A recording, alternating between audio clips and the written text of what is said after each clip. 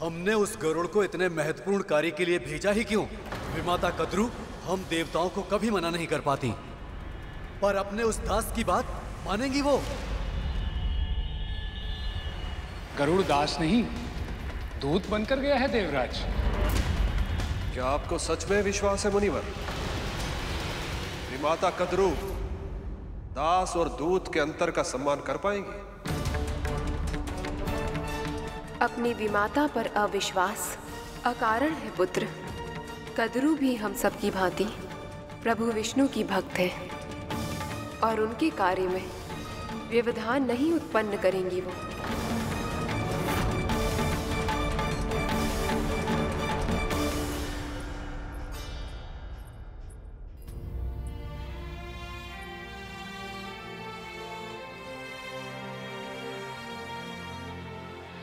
माँ और महारानी जिन बाबा के बारे में बात कर रहे थे, उनसे एक बार मिलना चाहिए मुझे।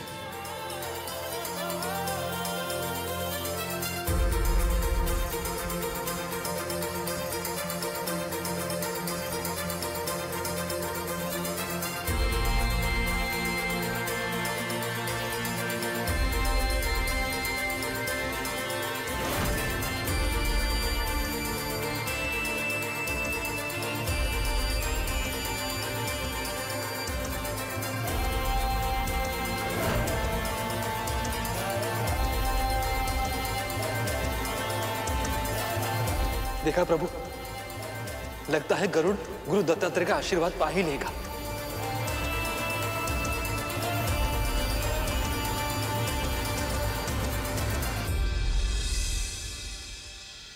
गरुड़, अब विलंब नहीं हो रहा है तुझे?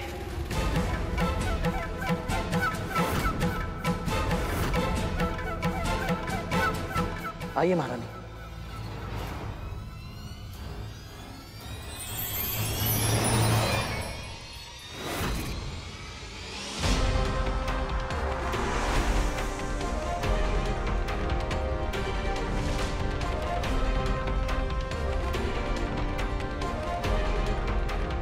एक बार बाबा से मिल तो लेता गरुड़। गुरु के आशीर्वाद से तुम्हारा एक कार्य सिद्ध हो जाता गरुड़, किंतु व्यर्थ ही तुमने यह अवसर गंवा दिया।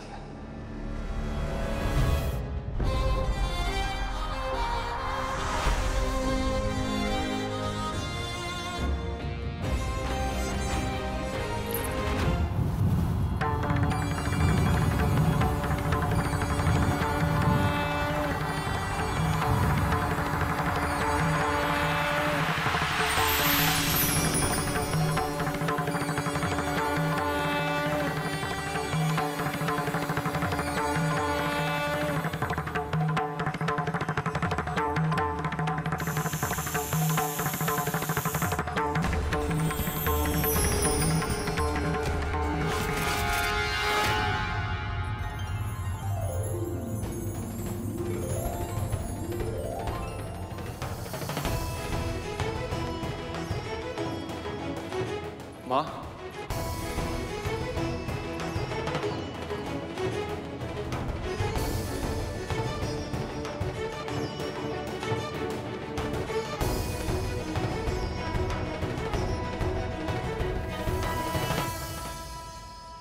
आपके कारण आज जो इस महल में हुआ है, उसके बाद हमें यहाँ शांति नहीं मिल सकती। आपके अनुचित आदेश को मानकर अपने अंतर्मन के स्वर को अनसुना करना भी अब हमारे लिए संभव नहीं होगा। माँ, जहां जाना चाहते हो जाओ।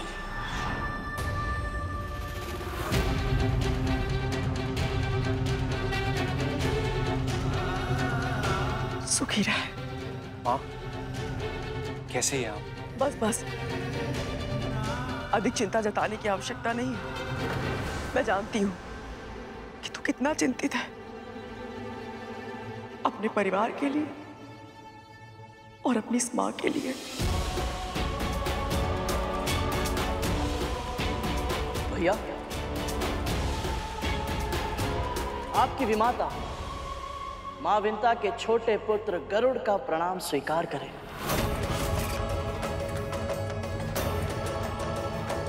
गरुड़,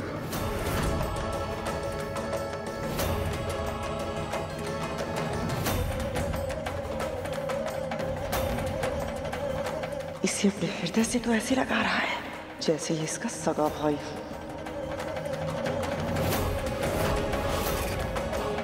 तुम्हें हृदय से लगाकर ऐसा लगा जैसे विंता माँ को गले से लगा लिया। कैसी है वो? बोलो ना गरुड़।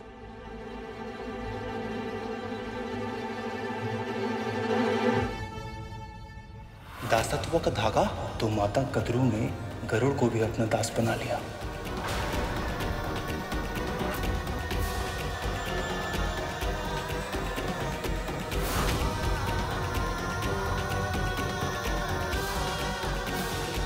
हम यहाँ एक विशेष उद्देश्य के लिए आए हैं वासुकी। बताइए, अब क्या चाहिए आपको? प्रभु विष्णु की इच्छा से क्षीर सागर का मंथन होने जा रहा है भैया, जिसके लिए स्वयं प्रभु कूर्म अवतार लेकर आधार बने, मंदराचल पर्वत से मथनी बनी और अब समस्त देवों और दानवों की, अदिति माँ की, गुरु बृहस्पति और नारद मुनि की, यहाँ तक कि स्वयं प्रभु विष्णु की भी यही इच्छा है कि आप इस मथनी की डोर बनकर इस कार्य को सफल बनाने में हमारी सहायता करें। वाह, ये तो बहुत ही शुभ समाचार है और बहुत बड़ा सम्मान भी है ये मेरे लिए।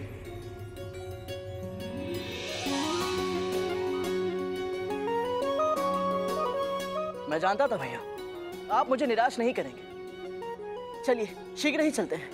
वासुकी, इसके पहले तू इस उद्देश्य के लिए अपने आप को समर्पित कर दे। मैं कुछ क्षण बिताना चाहती हूँ तेरे साथ। कुछ बात करनी है मुझे तुझसे। कहिए, अब क्या कहना चाहती हैं आप? अकेले में।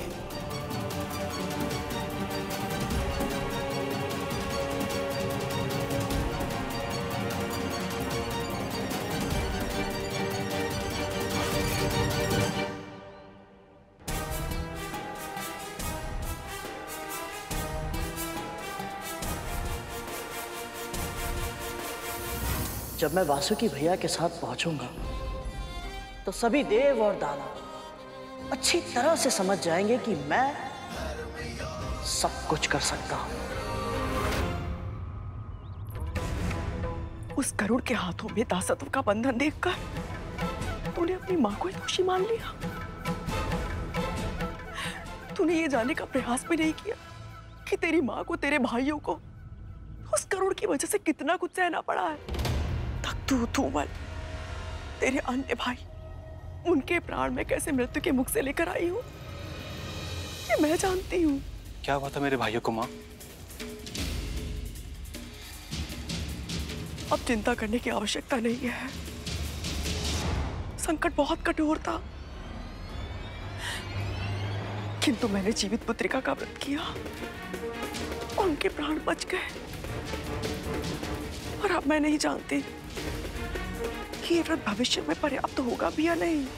माँ, ये सब आप क्या कह रही हैं? तू जानता भी है ये मंथन क्यों हो रहा है? गरुड़ ने बताया कि प्रभु विष्णु और माँ लक्ष्मी के मिलन के... ये तो बस उद्देश्य है इस मंथन का, और भी अनेक लाभ है।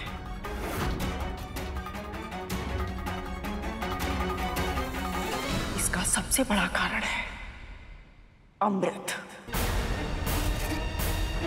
ये क्या? माँ वासुकी के जरिए कौन से नए षड्यंत्र का जाल बना रही है? आपको क्या लगता है तक्षक भैया, माँ वासुकी भैया को मना पाएगी?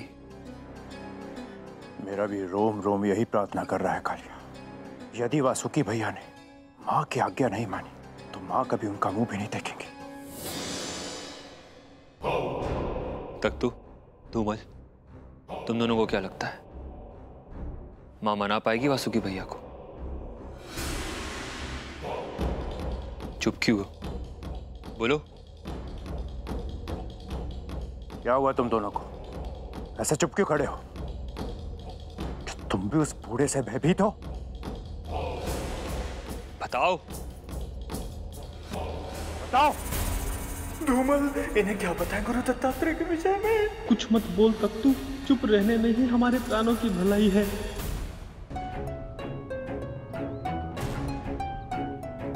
दानवों के पास पहले से ही संजीवनी विद्या है,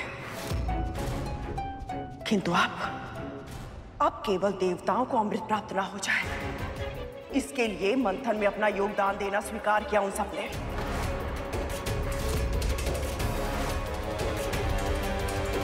विचार कर वासुकी, स्वयं से विचार कर। यदि दानवों को, देवताओं को इस मंथन से, इस अमृत से सुरक्षा मिल गई, तो मेरे पुत्रों, तेरे भाइयों का क्या होगा?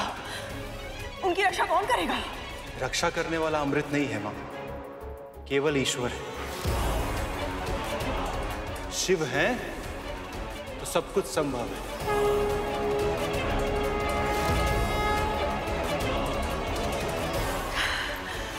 तर्क वितर्क के जाल में फंसाकर अपनी मां की आज्ञा मानने से मना कर रहा है तू। कैसी आज्ञा मां? तू मानेगा या नहीं? यदि धर्म के विरुद्ध ना हुआ तो अवश्य मानूंगा मां। मां का ऋण चुकाते समय शर्त नहीं लगाते वासुकी। आप बताइए तो सही, क्या आज्ञा है मां?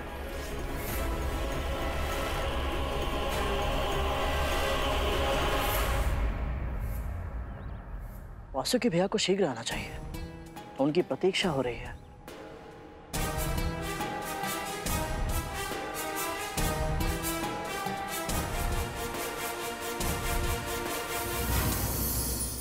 पहले विमाता कद्रू गरुड़ का अहंकार तोड़ेंगी और फिर वो स्वयं पूरा का पूरा टूट जाएगा।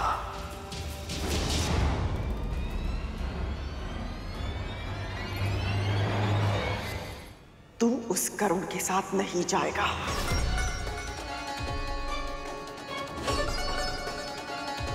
मां, आप मुझे धर्म का कार्य करने से कैसे मना कर सकती हैं?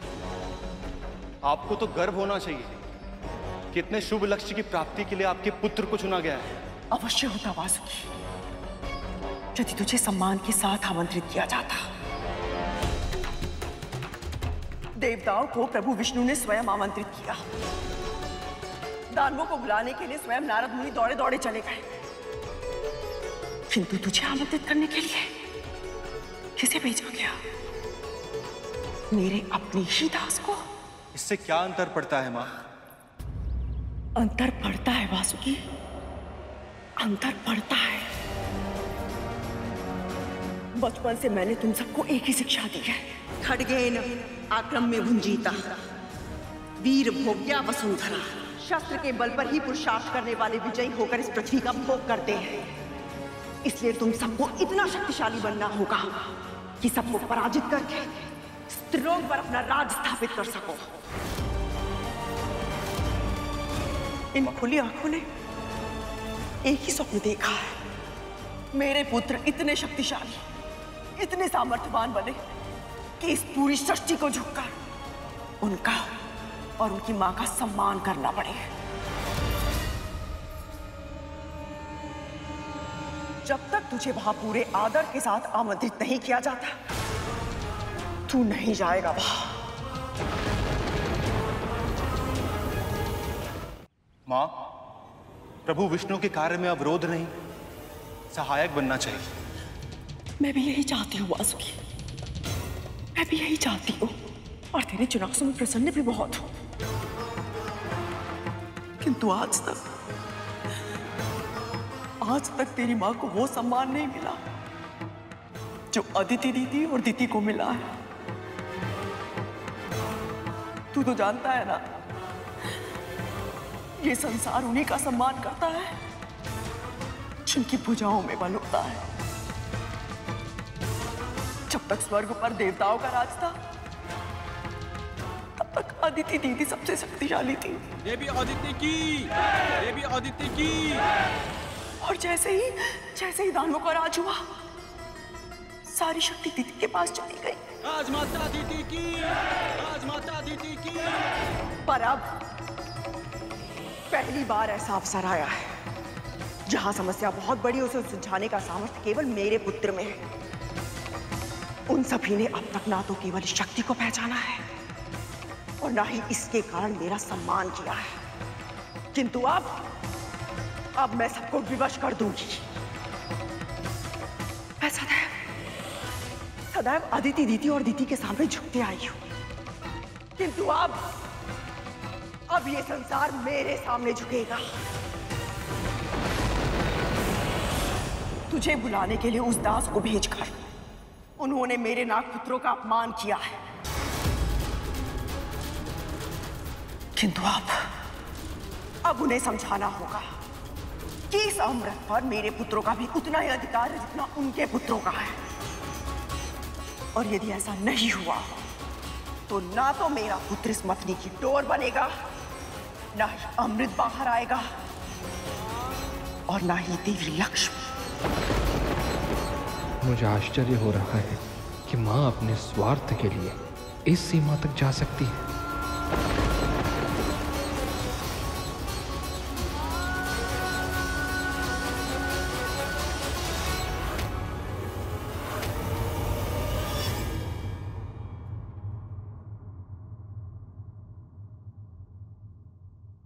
जब मैं वासुकी भैया के साथ क्षीर सागर के तट पर पहुंचूंगा तो राहु के तो रंग ही उड़ जाएंगे।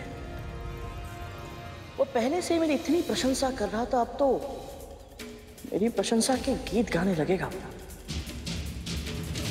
और वज्रा धमकी देना बहुत प्रिय है ना उसे। जब वासुकी भैया को साथ देखेगा उसके मुंह से स्वर तक नहीं निकलेगा। विंता नंदन गरुड़ की जय! विंता नंदन गरुड़ की जय!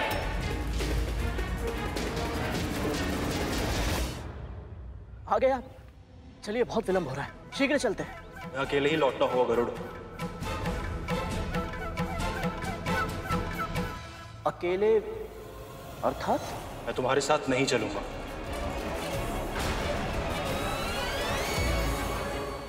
ये कैसे संभव है प्रभु?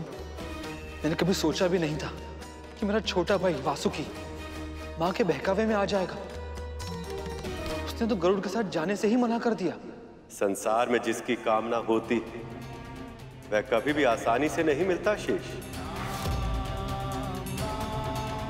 तुम जिसे अवरोध समझ रहे हो वो समुद्र मंथन की यात्रा में एक ऐसा पड़ाव बनेगा जिसका स्मरण आने वाले सहस्त्र वर्षों तक रखा जाएगा।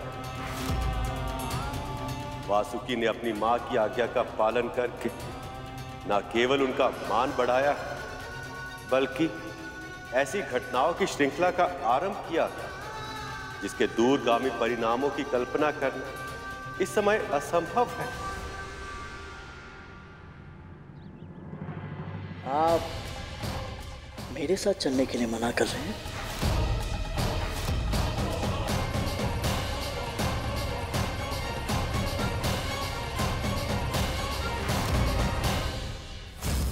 आप ऐसा कैसे कर सकती हैं? इतनी स्वार्थी कैसे हो सकती हैं आप? तुम्हें जो कहना है मुझसे कहो गरुड़, मेरी मां से नहीं। अब कहने के लिए बचा ही क्या है भैया? आपने तो अपनी मां के कहने पर धर्म का साथ ही छोड़ दिया।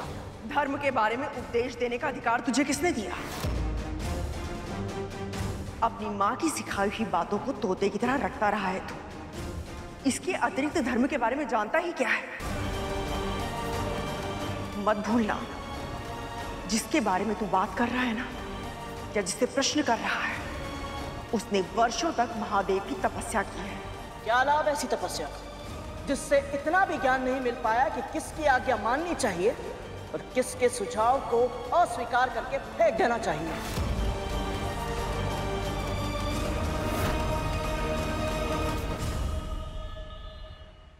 वासुकी भैया, आप समझ क्यों नहीं रहे? आप जितना समय व्यर्थ करेंगे मंथन उतने ही विलंब से आरंभ होगा। प्रभु विष्णु और माता लक्ष्मी का मिलन बस टलता ही जाएगा, न जाने कब तक। सुन, यदि तू चाहता है कि इस मंथन में और विलंब ना हो तो शीघ्र जा, देवताओं और दानवों को मेरा संदेश पहुंचा। यदि उन्हें यह कार्य मेरे पुत्र से करवाना है तो उन्हें स्वयं आकर हम दोनों से विनती करनी होगी, अन्यथा मैं अपने पुत्र को किसी साधारण दास के साथ जाने की अनुमति कभी नहीं दूंगी। किसी साधारण दास के साथ जाने की अनुमति कभी नहीं दूंगी। किसी साधारण दास के साथ जाने की अनुमति कभी नहीं दूंगी।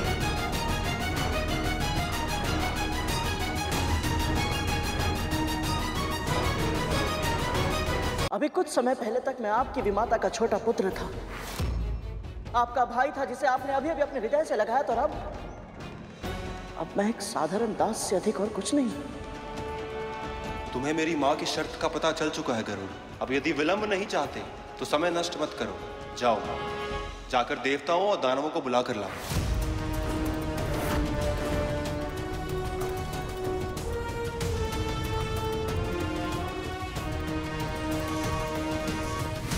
गरुड़ किसी भी समय वासुकी को लेकर आता ही होगा।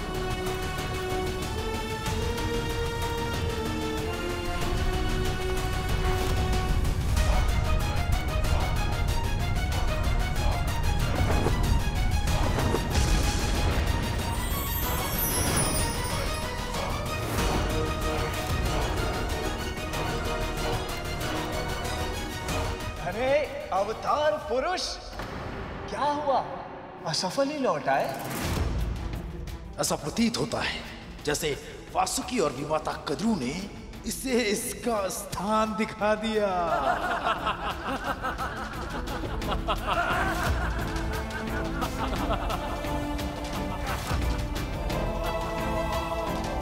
ये बात तो सत्य है गरुड़ कि तुम शक्तिशाली हो, पर केवल शक्ति है तुम्हारे पास और कुछ भी नहीं।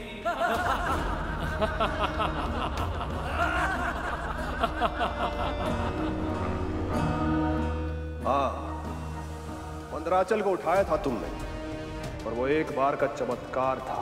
तुम्हारी सफलता एक संजोग से अधिक और कुछ भी नहीं थी। उचित कहा महाराजा ने। तू अपनी माता को कभी सम्मान नहीं दिला पाएगा। दासी का पुत्र है तू, आजीवन दास ही रहेगा। दासी का पुत्र है तू, आजीवन दास ही रहेगा।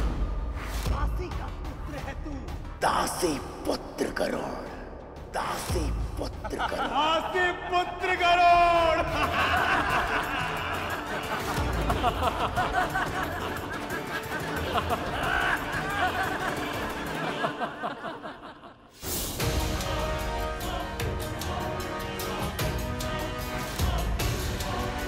मैं आपको यहां से लिए बिना नहीं जाऊंगा, और यदि आप मेरे साथ नहीं चले तो आपको आपकी इच्छा के विरुद्ध ले जाने के अतिरिक्त मेरे पास और कोई उपाय नहीं बचेगा। हाँ, मैं आपको बलपूर्वक उठाकर ले जाऊंगा। गरुड़ का विरोध बढ़ता ही जा रहा है।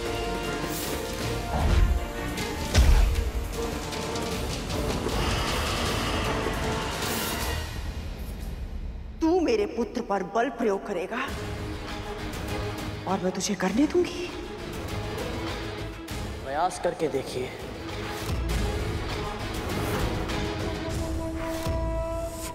मैं सबको वचन देकर आया हूं कि मैं वासुकी भैया को साथ लेकर आऊंगा, और अब मैं अकेले लौट नहीं सकता। यदि ऐसा है तो बढ़ो आगे। मैं अपनी मां की आज्ञा के बिना नहीं जा सकता। यदि फिर भी तुम मुझे अपने बलपूर्वक ले जाना चाहते हो तो आओ, अपनी इच्छा पूरी करो।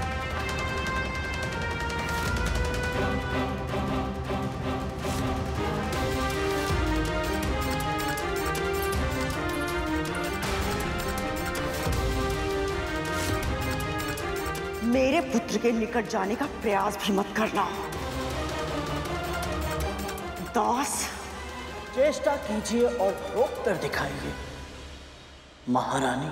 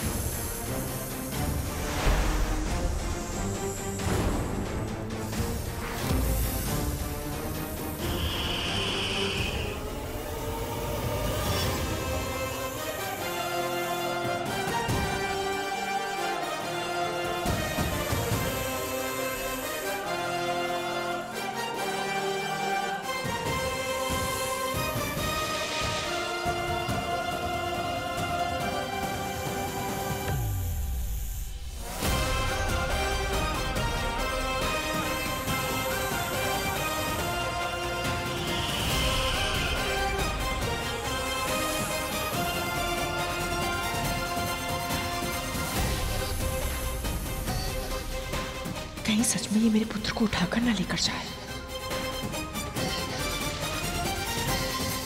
ये क्या कर रहा है पुत्र? प्रतिरोध कर, स्वयं को इसे अपने साथ मत लेकर जाने दे।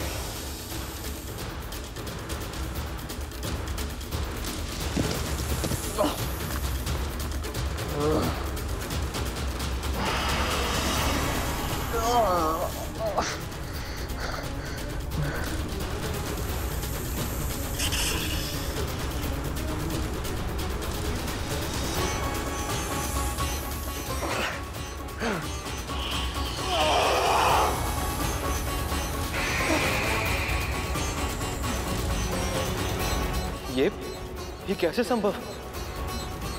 गरुड़ ने इतना बड़ा पर्वत उठा लिया, परंतु वासुकी की पूंछ को तो ये हिला भी नहीं पा रहा है।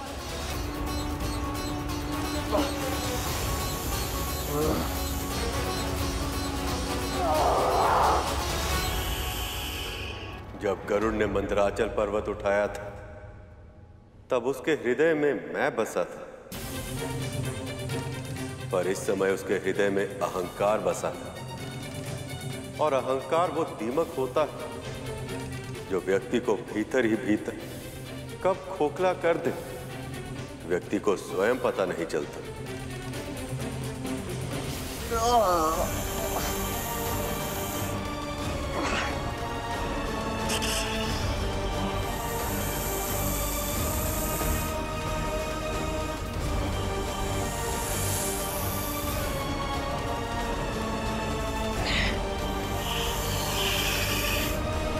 मुझे पहले से ही ज्ञात था कि ये कार्य उस पक्षी से नहीं हो पाएगा। हम सब और कब तक उसकी प्रतीक्षा करेंगे? कूर्मावतार के रूप में प्रभु विष्णु आधार बनकर कब से मथनी को अपनी पीठ पर लिए हुए हैं। अब हमें और विलंब नहीं करना चाहिए। गरुड़ जिसे लाने गया है वो कोई साधारण डोर नहीं है, वो स्वयं वासुकी है, और उसे यहाँ तक ले आ पाना सरल नहीं होगा। आपने बिल्कुल सही कहा विमाता, ये कार्य बहुत कठिन है। वासुकी को यहां तक लाने के लिए अथाह बल की आवश्यकता ही नहीं, बुद्धि, चतुरता और व्यवहारिक कुशलता के प्रयोग की भी आवश्यकता है, और ये ज्ञान उसके पास है ही नहीं। ये बात राहु को समझाइए असुरराज, क्योंकि राहु ने ही गरुड़ के आत्मविश्वास को बढ़ावा दिया है, ये बोल बोल कर कि ये अवतार पुरुष कुछ भी कर सकता है। जब वो वासुकी को लेने जा रहा था तब तुम सबको कोई शंका नहीं थी, पर अब जब विलंब हो रहा है तो उसके जाने का दोष किसी असुर के माथे मढ़ने का प्रयत्न कर रहे हो तुम।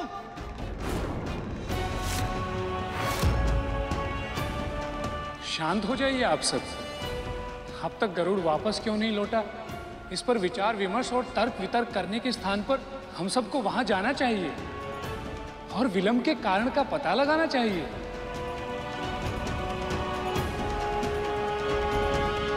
आपने उचित कहा मुनिवर, चलिए।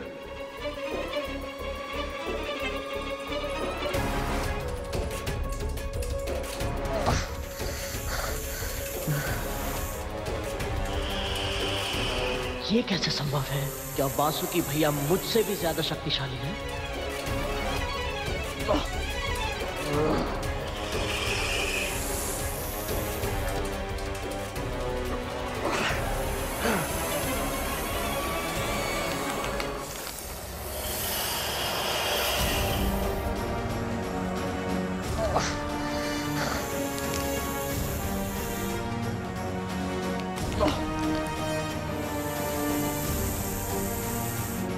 तेरी माँ को भी इस समय यहाँ होना चाहिए था गरुड़। वो स्वयं अपनी आंखों से देख पाती कि मंदराचल पर्वत उठाने वाला उसका महाशक्तिशाली पुत्र मेरे बलशाली पुत्र की पूंछ को हटाना तो दूर, उसे हिला तक नहीं पा रहा है।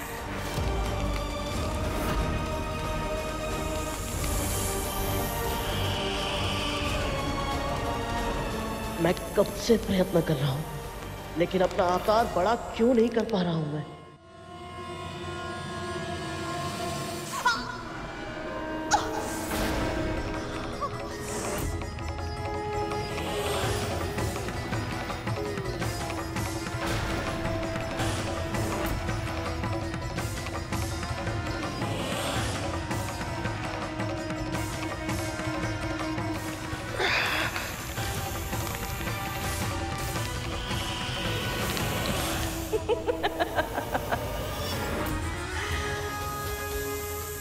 कितना भी प्रयास कर ले गरुड़, ये वासुकी है, मेरा पुत्र वासुकी।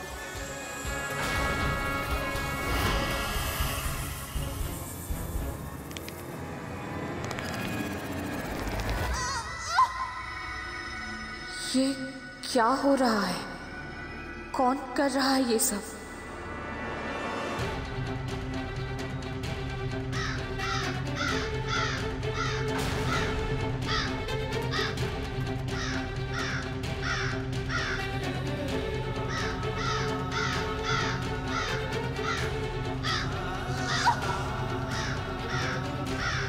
बहुत पीड़ा हो रही है। जानती है इस पीड़ा का कारण कौन है? तेरा पुत्र और उसके कर्म। आपके कहने का अर्थ क्या है बाबा? पूरे विश्व में केवल वासुकी ही मथनी की डोर बनकर समुद्र मंथन के महायज्ञ को पूर्ण कर सकता है, किंतु अपनी माता के आदेश पर वासुकी ने आने से मना कर दिया, तो तेरे पुत्र ने उसे बलपूर्वक ले जाना चाहा और वासुकी के विशाल नाग रूप में जकड़ चुका है।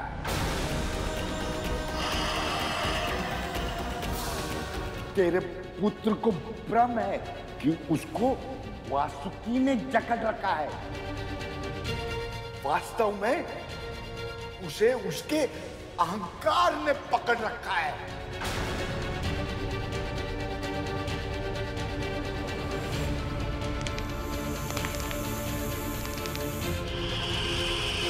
कितने अभिमान के साथ कहा था तूने कि तू बलपूर्वक उठाकर लेकर जाएगा। क्या हुआ?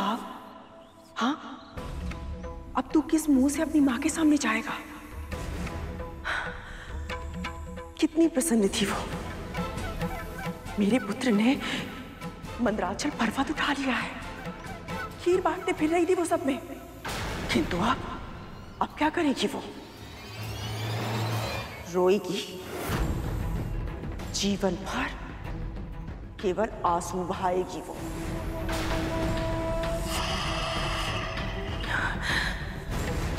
मेरा पुत्र प्रभु विष्णु का कार्य करने में असफल रहा। क्यों गरुड़, क्यों? इस कलंक के साथ कैसे जी पाएगी वो? मैंने तो मंदराचल पर्वत को भी उठा लिया था, जिसे देव और असुर मिलकर हिला तक नहीं पाए, तो मैं वासुकी भैया के बंधन से निकल क्यों नहीं पा रहा हूं?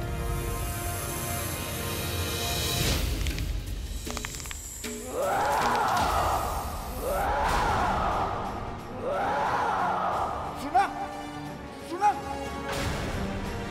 अपने पुत्र की पुकार सुनी,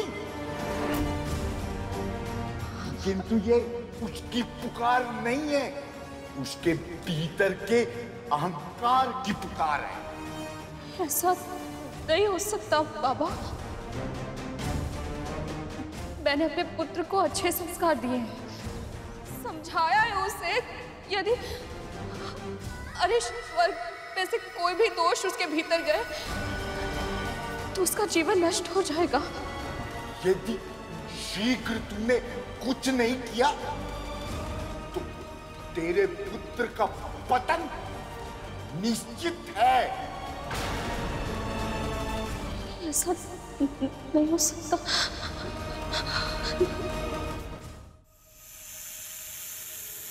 गरुड़ पुत्र,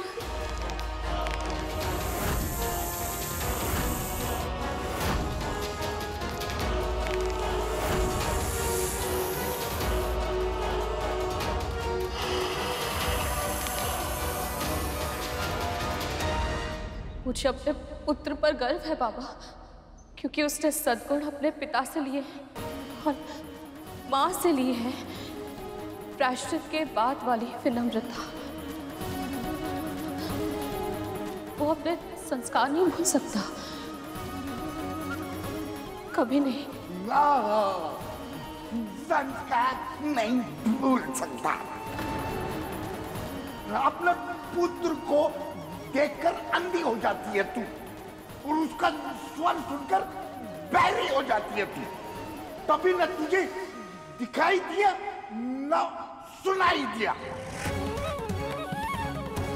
कैसे उस दिन तेरा पुत्र बकरी की तरह मैं कर रहा था। उसका ध्यान तेरे विष्णु का कार्य करने से अधिक ये सिद्ध करने में है कि वो देवों और दानवों से अति उत्तम है। तो इतना बड़ा कब हो गया कि पूरा का पूरा पर्वत ही उठा लिया?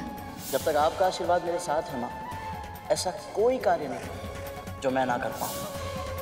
वैसे भी महारानी से मुझे बहुत ही आवश्यक कार्य है और वहाँ मेरी प्रतीक्षा हो रही होगी, और ये कार्य करके मुझे उन सबको सिद्ध करना है कि मैं कुछ भी कर सकता हूँ, मैं कुछ भी कर सकता हूँ, मैं कुछ भी कर सकता हूँ। अब आंसू बहाने से क्या होगा? तेरे पुत्र का अहंकार टूट जाएगा।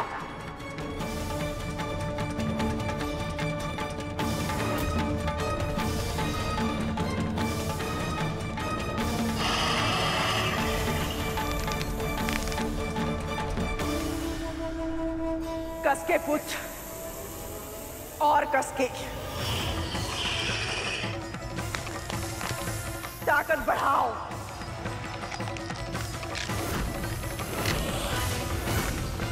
अपनी विषैली शक्तियों पर बहुत अभिमान है ना तुम सबको। आज उसी अभिमान का अंत करूंगा मैं। तुम्हारे विश्व गणने के सामर्थ्य को नष्ट कर शक्तिहीन बना दूंगा मैं तुम सबको।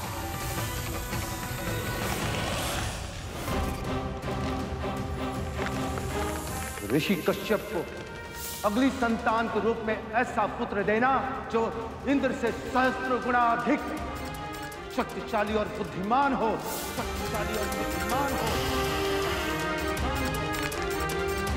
बहुत बलशाली समझता है ना गरुड़ अपने आप को। अब दिखा अपना बल। जिस गरुड़ ने इन सबकी इतनी सहायता की, इनके लिए मदरांचल पर्वत उठा लिया, और ये सब उसकी सहायता करने के स्थान पर ऐसे शांत होकर देख रहे हैं जैसे कोई मनोरंजक खेल चल रहा। जो जितना शक्तिशाली होता है वो उतना ही अधिक असुरक्षित भी अनुभव करता है शेष। इस समय इन सबका ध्यान गरुड़ की हार से अधिक अपनी जीत पर, जो इन्हें बिना किसी प्रयास के ही मिल रही है। यदि मंदराचल पर्वत उठाने के बाद गरुड़ में अहंकार आया था, तो इन सब के हृदय में भय का उदय हुआ था कि कहीं सच में किसी दिन गरुड़ इन सब से अधिक शक्तिशाली ना हो जाए। इस समय गरुड़ को ऐसे छटपटाते हुए, वासुकी की जकड़ में फंसे हुए देखकर इन्हें शांति और संतोष का आभास हो रहा कि ऐसा नहीं होगा, गरुड़ इनसे अधिक बलशाली नहीं बन पाएगा। प्रभु क्या ऐसा कोई उपाय नहीं जिसके सहायता से गरुड़ अपनी भूल सुधार सके? क्योंकि वासुकी मां कद्रु के प्रभाव में है। कहीं ऐसा ना हो कि वो क्रोध में आकर गरुड़ के प्राण ही हर ले।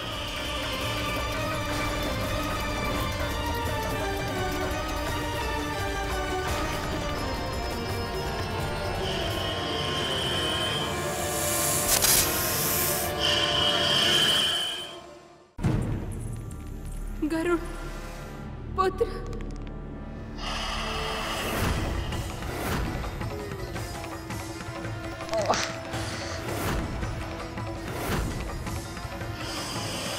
कसके पुत्र और कसके ताकत बढ़ाओ।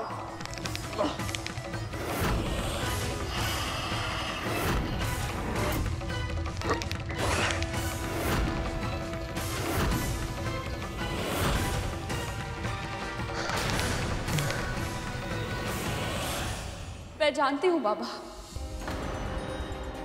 यदि मेरे पुत्र के मन में अहंकार के ये बीज प्रभु विष्णु की इच्छा से आए हैं, तो इसके पीछे भी कोई ना कोई उद्देश्य अवश्य होगा। गरुड़ मेरे सिखाए संस्कारों को भुलाकर अहंकार के गड्ढे में गिर गया है। ये जानकर मुझे भी निराशा अवश्य हुई है, पर कभी कभी एक छोटी सी निराशा हमें बहुत बड़ी पराजय से बचा लेती है। पर दोष तो मेरा ही है ना बाबा। मैं ये मान बैठी थी कि मेरा पुत्र कभी कोई भूल नहीं कर सकता, पर आज ये सब जानकर मेरी आंखें खुल गई हैं। इसीलिए धन्यवाद दे रही हूँ प्रभु को।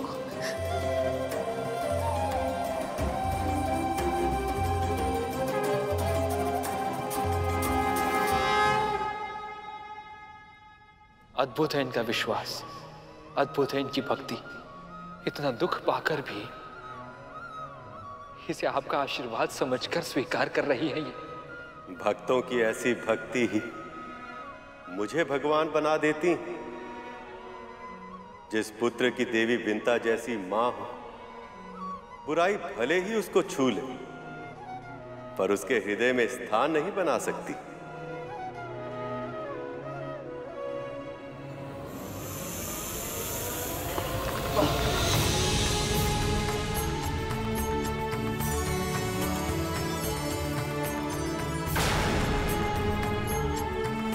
माँ,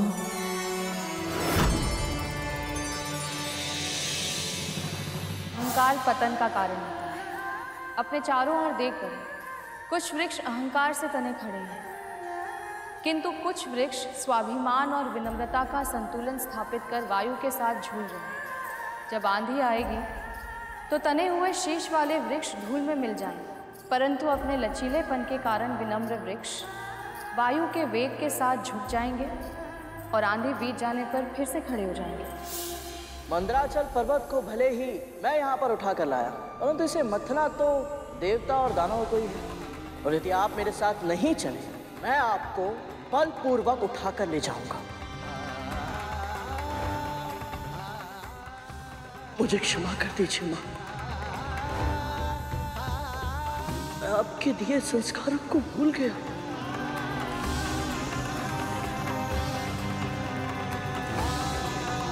क्षमा कर दीजिए वासुकी भैया,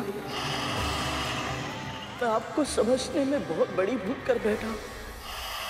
प्रभु विष्णु ने मुझ पर विश्वास करके मुझे इस महायज्ञ का भागीदार बनाया और मैंने प्रभु को निराश कर दिया। अभी तो केवल इस दास ने अपनी नाग भूमि पर रगड़ी है, पर उन देवों और दानवों का शीश मेरे सामने झुकना शेष है अभी।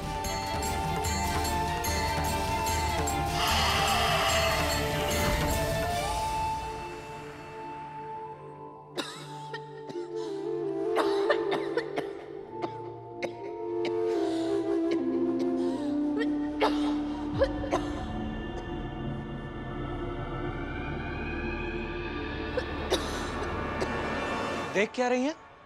आप इतना खास रही थी कि हम दोनों चैन से विश्राम भी नहीं कर पा रहे थे। अब चुपचाप ये जल लीजिए और पीजिए, ताकि आपका कर्कश स्वर बंद हो सके और हमारे कानों को आराम मिल सके। लीजिए, पी लीजिए।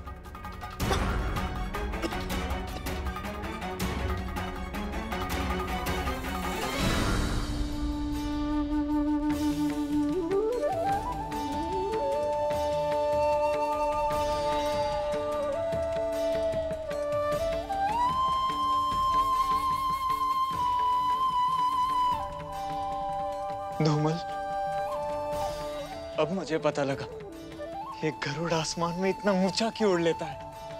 हाँ तक तो किसी के लिए कुछ अच्छा कार्य करके और उपकार करके कितना हल्का हल्का अनुभव होता है। हाँ, और गरुड़ तो सबके लिए ही अच्छा सोचता है और सबके लिए अच्छा करता भी है। अच्छा है ना कि गुरु दत्तात्रेय स्वयं यहाँ आए हैं। उनके यहाँ आने के कारण ही हमें इतना अच्छा अनुभव हो पाया है। सचमुच अद्भुत है।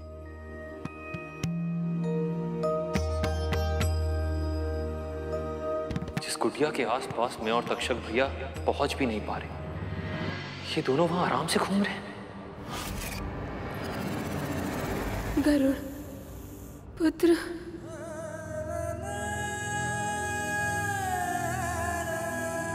मैं अपना उत्तरदायित्व निभाने में असफल रहा, मुझे क्षमा कर दीजिए। प्रायश्चित के इन आंसुओं ने तुम्हारे अहंकार को धो दिया है गरुड़। हे नागश्रेष्ठ, आपने गरुड़ का अहंकार तोड़कर उसे सीख दे दी है। अब कृपा करके इसे छोड़ दें और हमारे साथ चलें।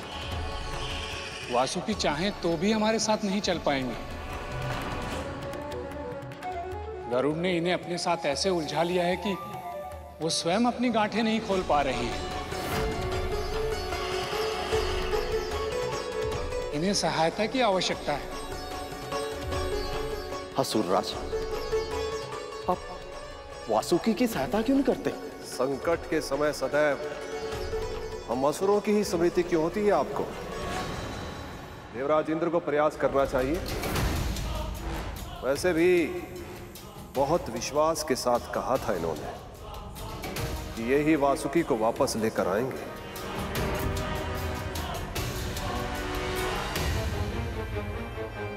ये घोषणा तो आप असुरों ने भी की थी असुरराज। आप ही ने तो कहा था कि वासुकी भी आपकी तरह शिव भक्त हैं और आप ही उन्हें लेने जाएंगे। पुत्र, शांत हो जाओ।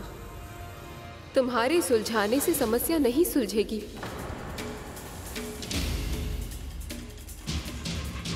कद्रू, जब तक तुम वासुकी को अनुमति नहीं दोगी, उसे यहां से ले जाना संभव नहीं है।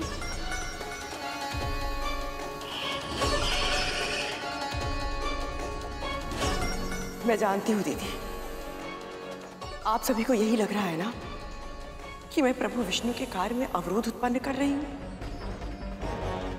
किंतु ऐसा नहीं, मेरा विश्वास कीजिए। मेरे लिए तो सौभाग्य की बात है कि मेरे पुत्र को इतने महान यज्ञ में योगदान करने का अवसर मिल रहा है।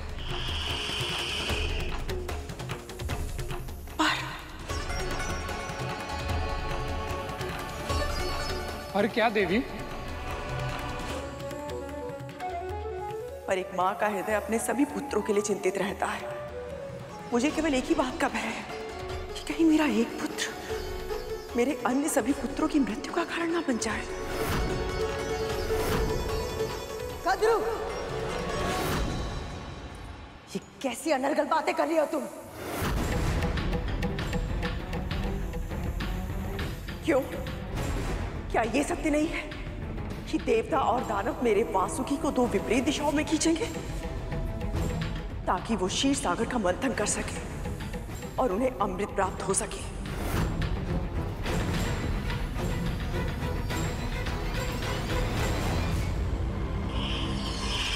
दानवों के पास पहले से ही संजीवनी विद्या है, फिर भी वो अमृत प्राप्त करने के लिए मंथन में भागीदार बन गए ताकि केवल देवता मृत्यु पर जीत पाकर अमर ना हो जाए। पर मेरे पुत्रों का क्या दीदी? क्या उन्हें इसमें समान अधिकार नहीं मिलना चाहिए? क्षमा कीजिए विमाता कद्रू, पर अमृत के लिए सबसे अधिक योग्य हम देवता हैं।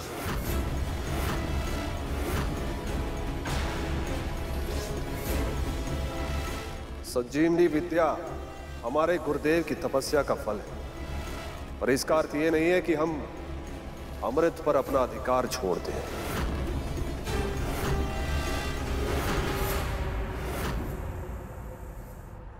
अभी समुद्र मंथन आरंभ भी नहीं हुआ है, लेकिन आप सबके हृदय में उसे पाने की इतनी तीव्र इच्छा हो गई कि आप सब भूल गए कि अमृत ही समुद्र मंथन का एकमात्र उद्देश्य नहीं है, जबकि धर्म के अनुसार आप सभी को अपना अपना कार्य करना चाहिए और फल की चिंता प्रभु विष्णु पर छोड़ देनी चाहिए।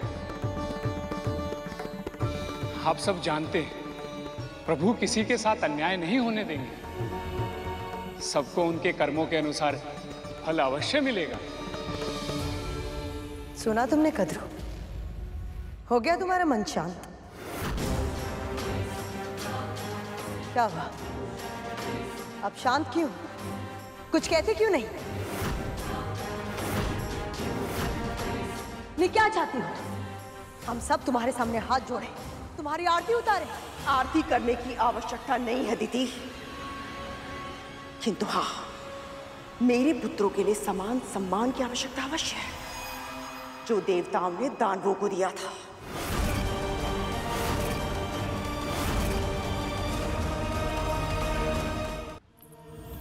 कद्रू उचित कह रही है। जब किसी को किसी से कुछ मांगना हो तो शीश झुकाना ही चाहिए।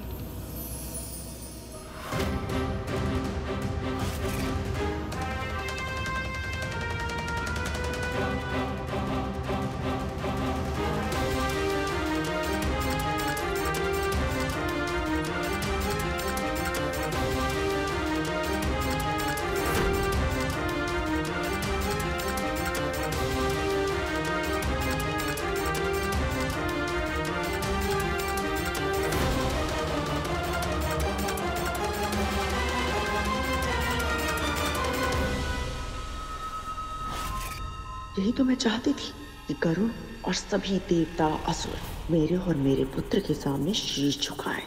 अब समुद्र मंथन में मेरे पुत्र भी सहभागी होंगे और अमृत पर भी उनका अधिकार होगा।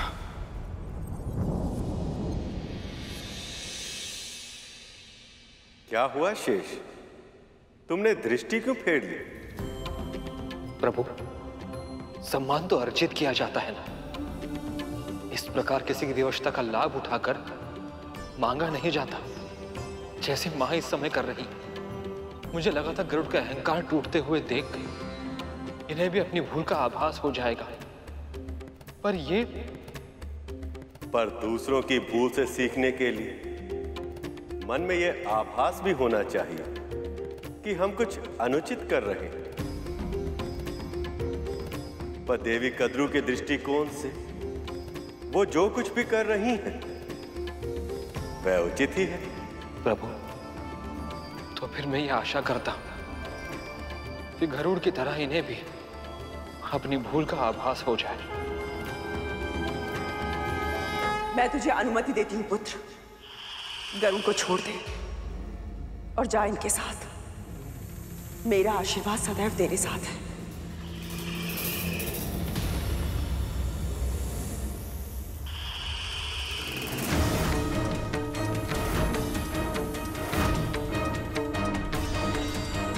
क्या हुआ पुत्र?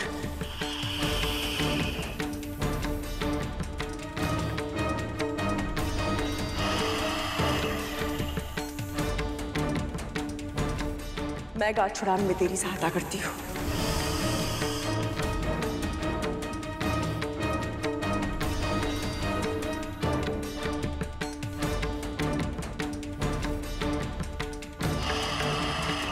इसकी पूछ कहाँ से आरंभ होती है और तन कहाँ समाप्त होता है? कुछ समझ ही नहीं आ रहा है।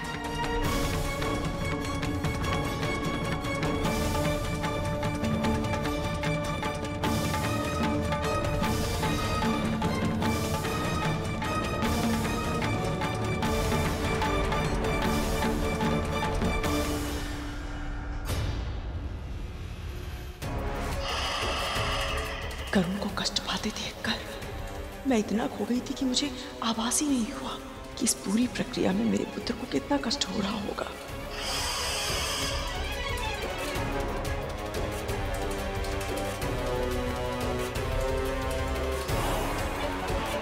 ये गांठें तो खुल ही नहीं रही हैं।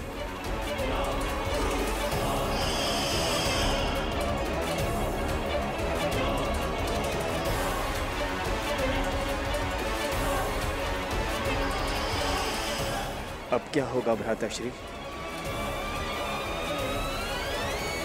जानते हो सत्य क्या है शेष? वासुकी को इस स्थिति में गरुड़ ने नहीं, उसकी अपनी मां ने पहुंचाया। जब माता पिता बहुत महत्वाकांक्षी हो जाते हैं तो कभी कभी अपने संतानों के जीवन को अपनी इच्छाओं के जाल से उलझा देते हैं। फिर चाहे वो कितना भी प्रयत्न क्यों ना कर ले, उनकी उलझनों को सुलझा नहीं पाते। तो फिर प्रभु, वासुकी की ये उलझनें कैसे सुलझेंगी? महादेव शिव शंकर की सहायता से। एक भक्त को उसके समस्याओं से मुक्ति केवल और केवल उसके आराध्य प्रभु ही दिला सकते हैं। हम सबको मिलकर महादेव की स्तुति करनी चाहिए।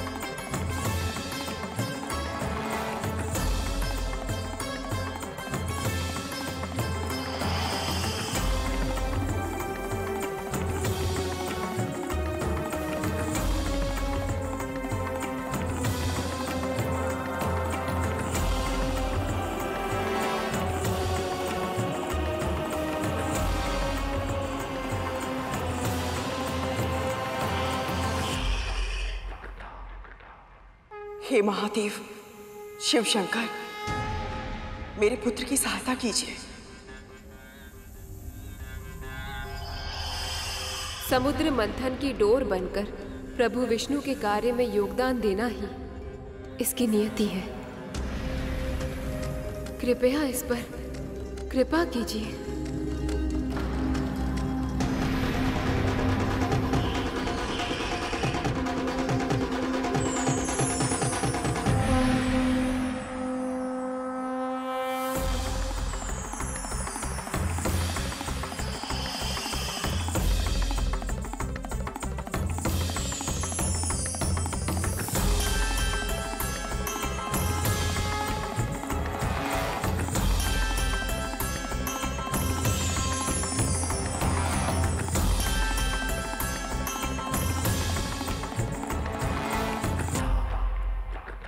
मेरा प्रणाम स्वीकार कीजिए महादेव। मैं तुम्हारी तपस्या से अत्यंत प्रसन्न हूं वासुकी। मैं तुम्हें वरदान देता हूं, समुद्र मंथन पूर्ण होने के उपरांत तुम मेरे पास लौट आओगे।